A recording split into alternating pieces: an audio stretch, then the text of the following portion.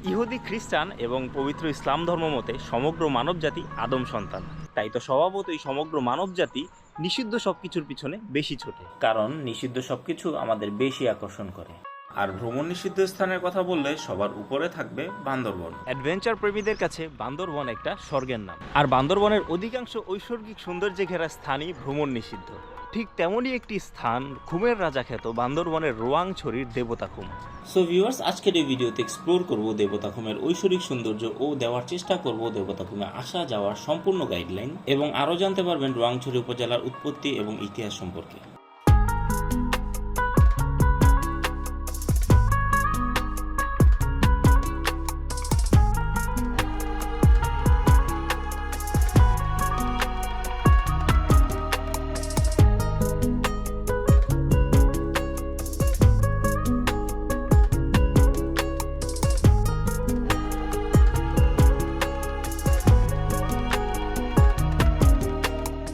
ঢাকা থেকে বান্দরবন যায় এরকম যে কোনো একটা বাসে উঠে পড়বেন, আর বাসে করে চলে আসবেন সোজা বান্দরবন সিটি বাস টার্মিনালে। বান্দরবন সিটি বাস টার্মিনালে নেমে এই ধরনের মাহেন্দ্রা অথবা সিএনজি পেয়ে যাবেন, যা দিয়ে কচ্ছপতলি বাজারে আসতে হবে, আর যার জনপ্রতি ভাড়া নিবে সর্বোচ্চ 200 টাকা এবং রিজার্ভ করলে সর্বোচ্চ 1200 টাকা। চাইলে আপনারা চাঁদের গাড়ি রিজার্ভ করতে পারেন, আর যেগুলোর ভাড়া নিবে 2500 থেকে 3000 টাকা। আর সেগুলো দিয়ে নামতে হবে কচ্ছপতলি বাজারের একটু আগে এই পাড়াতে, আর এখান থেকে দেবতাখুমের উদ্দেশ্যে ট্রেকিং শুরু হবে।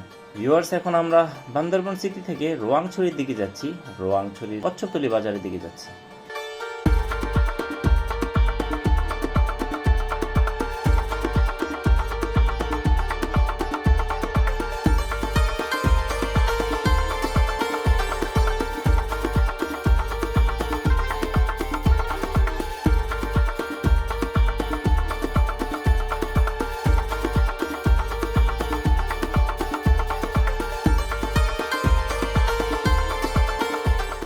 ভিউয়ার্স, এখন আমি আছি কচ্ছপতলি বাজারের পাশে, একটা ঝিরিপথ ধরে হাঁটতেছি।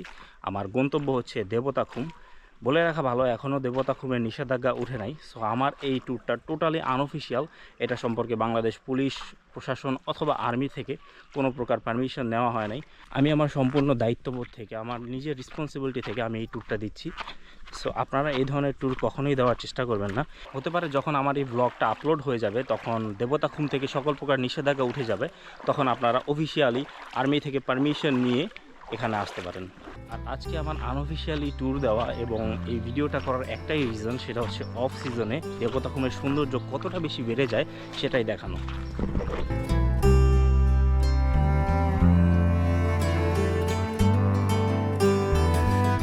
মূলত দেবতাখুমের পানি বলে অনেকে সবুজ, বাট এটা সবুজ দেখায় কারণ পানি এতই স্বচ্ছ, নিচের শ্যাওলাগুলো সবুজ, সো পানির কালার হয়ে ওঠে সবুজ।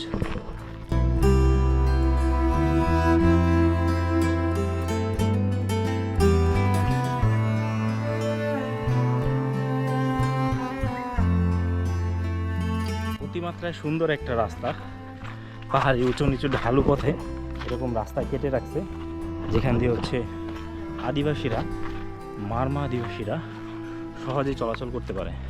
আমাদের সামনে একজন মারমা আদিবাসী ভাই আছে, তার থেকেও আমরা অনেক কিছু শুনবো এই রোয়াংছড়ি নিয়ে, এবং শুনে আপনাদেরকে জানাবো এর সম্পূর্ণ ইতিহাস।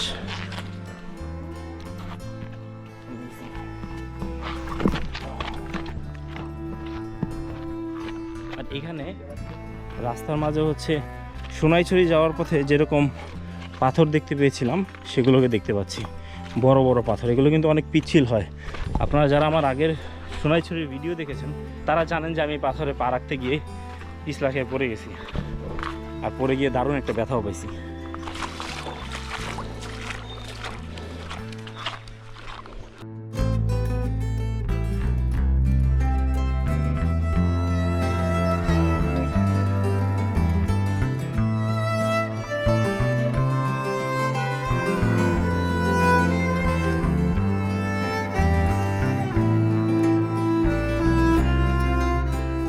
ভিউয়ার্স, সামনে একটা প্লেস যেখানে পুরো কোমর সমান পানি আছে। সো এখানে এখন নামতে হবে, এটা নেমে হচ্ছে ওই সাইডে পার হতে হবে, আদারওয়াইজ পার হওয়ার কোনো রাস্তা আমি দেখতেছি না। এই সাইডে বড় বড় দেয়াল, আর এই সাইডেও, সো এগুলো দিয়ে পার হওয়া যাবে না। সো আমাকে হচ্ছে এই যে, ও মাই গড, পুরো কোমর সমান হয়ে গেছে, আর পানি এত ঠান্ডা। আমি তো ভাবছি আজকে দেবতাখুমে নেমে হচ্ছে দেবতাখুমের গভীরতা মাপবো, বাট কীভাবে এত ঠান্ডা পানিতে কীভাবে মাপবো কে জানে। সো এই যে দেখুন পানির কালারটা তো দেখছেন, এখানেই শুরু হয়ে গেছে একদম সবুজ পানি। সো দেবতাখুমের যখন ভিতরে যাবেন তখন আরও বুঝতে পারবেন যে আমি কেন বলতেছি যে এই পানিটা এতটা বেশি স্বচ্ছ। পানি এত বেশি ক্লিয়ার যে নিচে শ্যাওলাগুলোর জন্য পানিটাকে সবুজ মনে হচ্ছে, আসলে কিন্তু পানি সবুজ না। ভিউয়ার্স, এই যে দেবতাখুমে যাওয়ার পথে একটা সুন্দর ঝর্ণা দেখতে পাইছি। ঝর্ণাটার নাম আমি যদিও জানি না, বাট ঝর্ণাটা অনেক সুন্দর। চলেন দেখাই আপনাদেরকে। এই ও মাই গড, এই সামনে আগানো যাচ্ছে না, অনেক মাকড়সার জাল, অনেক জাল, আমার জাল আটকে গেছে। এই দেখেন আমার হাতে একটা হাঁটতেছে। সো কিছুতে কামড় টামড় দিয়ে দিলে আবার ঝামেলা আছে। সো ঝর্ণার সাউন্ডটা নিশ্চয়ই শুনতে পাচ্ছেন।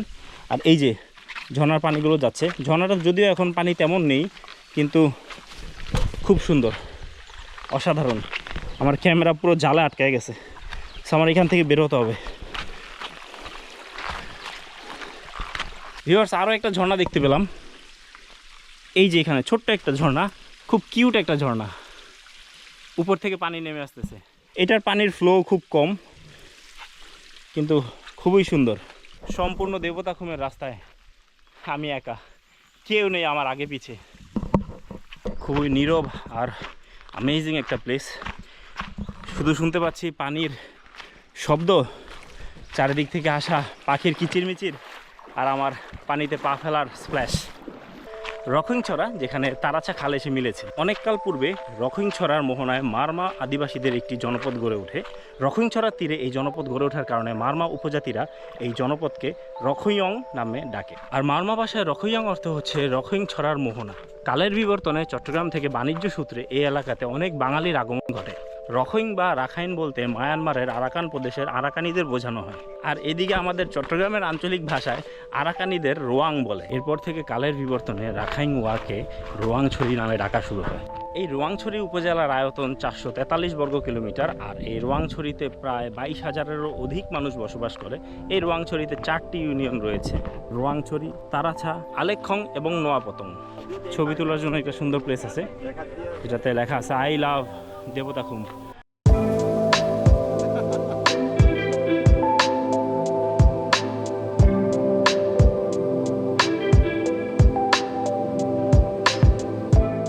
আপনারা যারা সাঁতার পারেন না, এখানে আসলে অবশ্যই লাইফ জ্যাকেট নেবেন, কারণ ভেলা থেকে পড়ে গেলে কিন্তু টাইনা তোলাটা মুশকিল হবে, অনেকটা গভীর।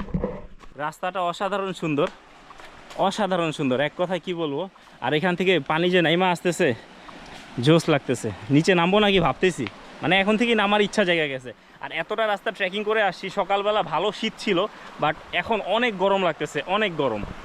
ভিউয়ার্স, এখানে লোকাল মারমারা আছে, এই যে ওরা আমাদেরকে রাস্তা দেখাচ্ছে। দাদা, অংদা, আপনি একটু আমাদেরকে মারমা ভাষায় বলবেন যে দেবতাখুমে স্বাগতম। নাই বলা তো কিছু দাম বাড়ে। ও সে ওয়েলকাম টু দেবতাখুম। এখানে এই যে এই দেবতাখুমের বোটগুলো, সেগুলোর আলকাতরা মাখা হচ্ছে, কারণ সামনেই দেবতাখুম খুলে দেবে। তো তখন পর্যটকদের অনেক ভিড় হবে। একদম পুরো সবুজ, আসলে পানি তো সবুজ না, নিচে তো সবুজ শ্যাওলা। পানি এতই স্বচ্ছ যে সবুজ দেখাচ্ছে। আর ওই যে সামনে, ওইখান থেকে হচ্ছে আমরা বোটে উঠবো। আর এখানে আরও কয়েকজন ট্যুরিস্ট আসছে, যাদেরকে আমরা সামনে দেখতে পাচ্ছি।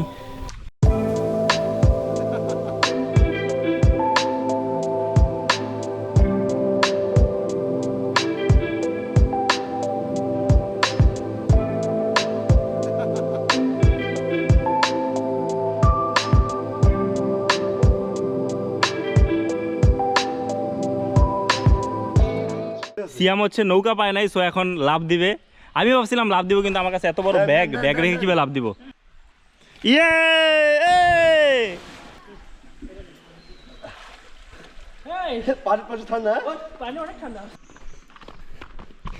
সো এটার গভীরতা মাপতে আমিও লাভ দিব, বাট এখন না, আগে ভেলায় উঠা নেই। নৌকাতে করে সবুজ পানি পাড়ি দিচ্ছি ওই পার যাওয়ার জন্য। ওইবার আমাদের ভেলা ওয়েট করতেছে। অ্যামেজিং একটা প্লেস। জনশূন্য নীরব এই দেবতা খুম তার আসল সৌন্দর্যে ফিরে এসেছে এতদিন বন্ধ থাকার পরে। যদি এখনো বন্ধ আছে আর কয়েকদিনের মধ্যে ইনশাল্লাহ খুলে দিবে, তখনই আপনারা দল বেঁধে আসতে পারবেন। হতে পারে যে আমার এই ভিডিও আপলোড হওয়ার আগেই খুলে দিবে। একটা দিয়া দেন, আপনার কষ্ট করা লাগবে না। আমরা ইয়াটা ওই জায়গায় ওকে, ওই সামনে যান, আমি ভেলা নিয়ে আসবো। হ্যাঁ? ওই সামনে না? ওকে, পুরো খালি দেবতা খুম। এরকম দেবতা খুম কখনোই মানে সচরাচর দেখতে পাওয়া যায় না, কারণ যখনই দেবতা খুমটা খোলা ছিল তখন হচ্ছে মানুষের এত ভিড় ছিল। আর এখন ওয়াও, ওখান থেকে নিয়ে আসেন না। আমার কাছে কায়াকিং এর ফিল হচ্ছে এখানে। দেবতা খুমের পানি এখন পুরো শুকায় গেছে, আগে যে পরিমাণ পানি ছিল এখন তা নাই। কিন্তু এমন আমেজিং প্লেসে, এই ধরনের প্লেসে আসার সৌভাগ্য খুব কম মানুষেরই হয়। আর বাংলাদেশে এত সুন্দর প্লেস আছে অনেকে জানেই না।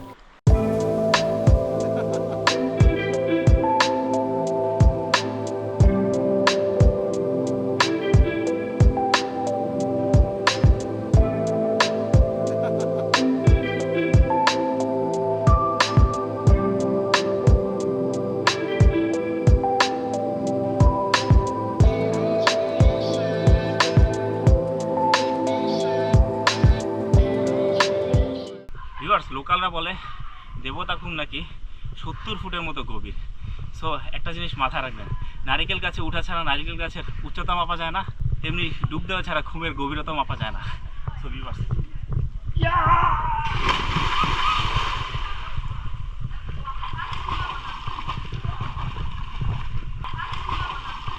মারাত্মক ঠান্ডা পানি।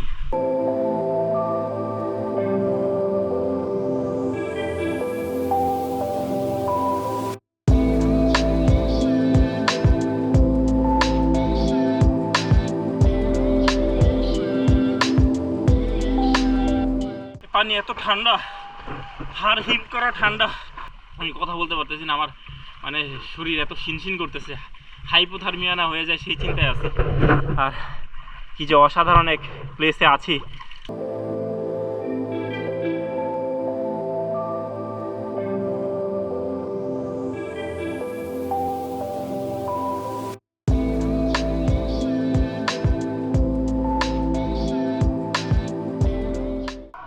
পুজোটা মনে ডুবে যাচ্ছে, পুজোটা ডুবে যাচ্ছে। এই এই এই ডুবছে ডুবছে, ডুবলো ডুবলো, এই ডুবলো। আল্লাহ আল্লাহ আল্লাহ আল্লাহ আল্লাহ, গেল গেল গেল গেল, এই গেল, কি জানি গেছে, শাড়ি চলে গেছে না কি যেন চলে গেছে।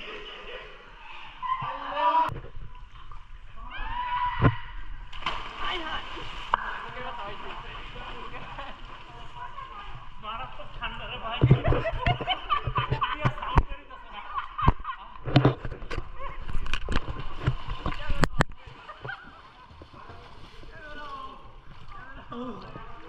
ভিউয়ার্স, একটা কড়া চ্যালেঞ্জ দিয়েছিলাম, সেটা হচ্ছে দেবতা খুমের হাড় হিম করা ঠান্ডা পানিতে ডুব দেওয়ার। ডুব দিয়েছি, পানি এত ফ্রেশ, বা নিচে সব দেখা যাচ্ছে, কিন্তু কত ফুট গভীর জানেন? ওরা বলছিল না 70 ফুট, এইটার কথা। এটা লিটারেলি 70 ফুটের থেকেও বেশি হবে। লিটারেলি আমার উঠতে গিয়ে এখন স্ট্রাগল করতে হচ্ছে। উঠে গেছি, অবস্থা পুরোই খারাপ। ভিউয়ার্স, আমার মনে হয় না আজ পর্যন্ত ট্রাভেল ব্লগার্স এত ঠান্ডা পানিতে এসা ডুব দিয়ে গোসল করছে। ইয়েস, আমার জন্য এটা স্মরণীয়। পানি এত ঠান্ডা, হাড় হিম করা ঠান্ডা, হাইপোথার্মিয়া না হয়ে যায়। আমাদের ব্যাক করা উচিত। এই বেলাতে ব্যালেন্স না করে বসলে বেলাটা ডুবে যাওয়ার চান্স থাকে বেশি। আর আমার এত খারাপ লাগতেছে, এখন ঠান্ডায় জমে গেছে শরীর, পুরো কাঁপুনি ছুটে গেছে। পুরো এই সাইডটা হচ্ছে লাসুবনের ভিউ দিচ্ছি, বিশেষ করে এই যে এই ওয়ালটার স্ট্রাকচার, পুরোটা লাসুবনের সেই যে ওয়ালটা আপনাদেরকে দেখাইছিলাম সেটার মতো। দেখেন হুবহু সিমিলার, শুধু এই জায়গায় হচ্ছে পানি একটু বেশি, লাসুবনের পানিটা একটু কম। আমার কথা আটকে আটকে আসতে আসতে আমার ঠান্ডাতে কথা বেরোচ্ছি না। চ্যালেঞ্জে পাঙ্গা হয়ে গেছে, বেশি চ্যালেঞ্জ নেওয়া উচিত না। তো ভাবেন এখন এটাতে সে পর্যটক নাই, আর যখন পর্যটকের সমাগম হয় তখন কি অবস্থা হয়। শীঘ্রই খুলে দিচ্ছে এটা, হয়তো বা খুলে গেছে যখন আপনার ভিডিওটা দেখতেছেন। সামনে ওই জায়গায় অনেকটা জঙ্গলের মতো আটকানো, চাইলে আরও সামনে যাওয়া যায়। যাওয়াটা কি উচিত হবে? যাই।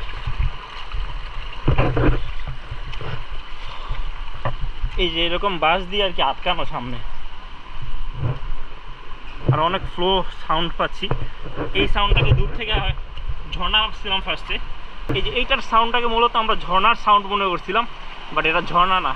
ওই জায়গায় পানি অনেক অনেক পানি, সামনে হয়তো বা থাকলে বিশাল বড় ঝর্ণা থাকতে পারে, কারণ এত পানি যেহেতু আসতেছে, ঝর্ণা ছাড়া পানি আসার কোনো ওয়ে নাই এদিক দিয়ে। এই পানিটারই সাউন্ড ছিল। আর লাস্ট পর্যন্ত আমরা যাবো না, আমরা আমাদের বেড়াতে ব্যাক করবো।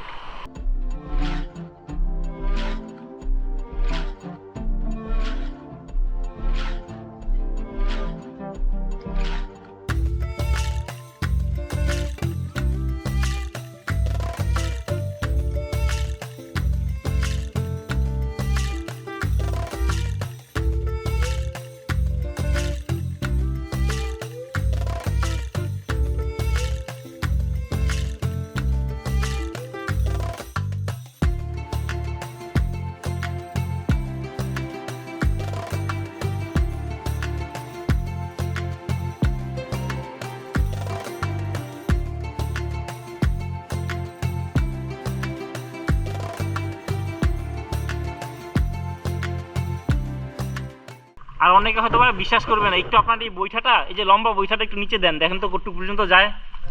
দেখেন ভিউয়ার্স, হ্যাঁ এটা দেখেন, এটা অনেক লম্বা বৈঠা। এই দেখেন এটা কতটুকু ডুবে, দেখেন, দেখছেন? এই যে আরও যাচ্ছে, আরও যাচ্ছে। হ্যাঁ সেটাই, অনেকে হয়তো বিশ্বাসই করবে না যে এটা এত গভীর। ভিউয়ার্স আরেকটা জিনিস দেখাই, সেটা হচ্ছে ডাইনোসরের ডিম। ওরে বাবারে, এত বারিকে! এই যে দেখেন ভিউয়ার্স, ডাইনোসরের ডিম, সেই ঐতিহাসিক সেই ডাইনোসরের ডিম দেখেন, অনেক বড় আর অনেক ভারী।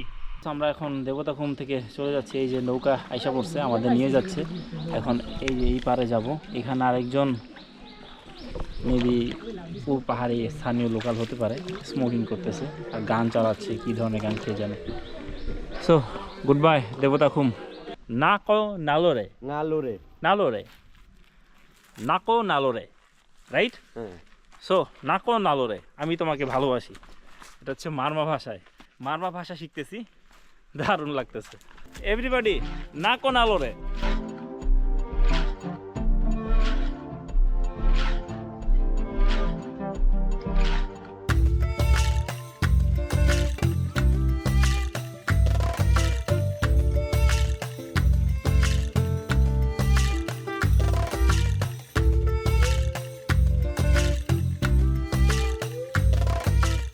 এখানে মারমা আদিবাসীরা তাদের পুজো করে দেবতাকে উদ্দেশ্য করে। সো এই যে ছোট্ট একটা ঘরের মতো বানানো, যেটা হচ্ছে কিছুটা দেখতে কবুতর পাখির বাসার মতো। সেখানে একটা মোমবাতি আছে, ছোট একটা ভাঙা কাপ আর সাদা পলিথিন লাগানো। সেটা তাদের ইমোশনের জায়গা, পুজো করার জায়গা। দারুণ জিনিস। ভিউয়ার্স সামনে এই যে জায়গাটা দেখতে পাচ্ছেন, এখান দিয়ে হচ্ছে শিলবান্দা ঝর্ণা, যেটা এখন পুরোপুরি শুকিয়ে গেছে, কারণ অবভিয়াসলি এখন শীতকাল। সো তো এলাচটা মূলত হচ্ছে যে টুরিস্টরাই বেশি খায়, তাই তো? পাহাড়িরা কমই খায়। তো তো ওদের জন্য প্রাইস ওভার রেট রাখে। যেমন আনুমানিক দাম কত রাখতে পারে? এক টাইগার কত? 300 টাকা। এক টাইগার মানে হচ্ছে এক গ্লাস টাইগার, মোজোর বোতলে ওইটা আর কি। হ্যাঁ বুঝতে পারছি, মোজো বা টাইগারের বোতলে যতটুকু হয় আর কি। হ্যাঁ, তো এলাচটা বানায় কি দিয়ে? এটা তো আমি জানি না, যারা বানায় না জিরা কি আছে, অনেক কিছু। এলাচ হচ্ছে ওয়ান কাইন্ড অফ অ্যালকোহল, পাহাড়ি অ্যালকোহল। ভিউয়ার্স এই জায়গায় হচ্ছে পাহাড়ি হরিণও পাওয়া যায়, কিন্তু হরিণ শিকার সম্পূর্ণ নিষিদ্ধ। অংদা, হরিণের মাংসের টেস্ট কেমন? ভালো? কেমন, খাসির মতো লাগে? একদম আলাদা স্বাদ না? সো এখানে হচ্ছে পাহাড়িদের পাহাড়ে হরিণ পাওয়া যায়, জংলি হরিণ, বুনো হরিণ যাকে বলে। লাল কালার দেখতে হয় কিছুটা, ওই চিত্রা হরিণ বা ওই ধরনের টাইপের না, লাল সোনালি মিক্স, ছোট সাইজের। এগুলো সব হচ্ছে বাদাম, আর এই বাদামগুলো অনেক বড় সাইজের হয়। ওই আমাদের দেশি যে চীনা বাদাম আছে না, ছোট ছোট, ওগুলোর মতো না, এগুলোর সাইজ অনেক বড় বড় হয়। একটা উঠায় দেখায় আপনাদের, এই যে দেখতে পেয়েছেন, দেখেন কত কত কত বড়, বিশাল একটা সাইজ, দেখেন অ্যামেজিং, তাই না? যদিও কাঁচা বাদামটা আমি নষ্ট করে ফেললাম, সো আপনাদের দেখানোর জন্য আর কি, যে অনেক বড় সাইজের হয়, আমাদের নর্মাল চীনা বাদামের মতো হয় না। Okino come here, cute Okino. Oh, itu papel dan. Nenek. এটা আমার ছোট ভাইয়ের মেয়ে। ছোটো ভাইয়ের মেয়ে না? সো আমরা হচ্ছে এখানে আমাদের লাঞ্চ কমপ্লিট করব। দুপুরের লাঞ্চে আমরা ভাত, আলু ভর্তা আর তার সাথে পাহাড়ি মুরগির মাংস খাচ্ছি। খুব টেস্ট হয়েছে তাদের রান্না, মারমাদের রান্না অসাধারণ। খুব ভালো একটা খাবার দিছি, পেট মন দুটোই ভরে গেছে। সো এখন আমাদের গন্তব্য হচ্ছে বান্দরবন, আমরা এখন চলে যাব। অং দাদা, মারমা ভাষায় গুড বাই কীভাবে বলবো? Good bye. হ্যাঁ। বলো বল, একজন বললেই হবে। আমি তো অনেকবার বললাম, এবার হ্যাঁ, উল্লাসের মুখ থেকে। উল্লাস দা, আচ্ছা উল্লাস দা লজ্জা পাচ্ছে, অংদাই বলেন। मेरे टाटा 9 টাকা টুকে মে আর আপনি বলা লিখে দি। ওকে, গুড বাই, দেখা হবে আবার। ওকে।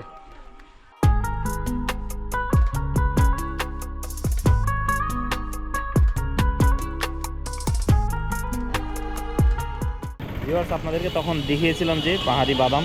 কত করে বাদাম? 1 পা 50 টাকা।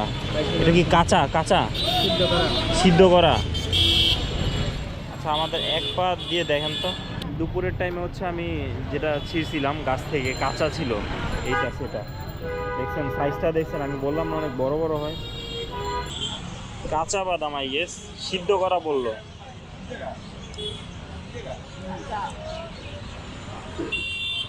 এটা ভিতরে কেমন জানো, ওই যে মাংসের কলিজা আছে না, ওই যে মুরগির গুর্দা কলিজা, ওইটার মতো দেখা যাচ্ছে চেহারাটা।